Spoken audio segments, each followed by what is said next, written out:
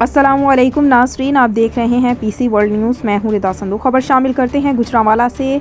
हज़रत लाल शहबाज कलंदर रहमतुल्लाह अलैह के उर्स की मंसूखी पर गुजरानवाला में एहतजाज। नुमाइंदा खुसूसी की रिपोर्ट के मुताबिक एहतजाजी मुजाहिरा करने वाले लोगों का कहना था कि लाल शहबाज कलंदर के उर्स मुबारक पर पाबंदी ख़त्म की जाए और मजहबी तरीके से रसूमात की इजाज़त दी जाए। ये कहाँ का इंसाफ है? बाजार, दुकानें, शॉपिंग मॉल्स खुले, दरगाह और मज़ारात बंद।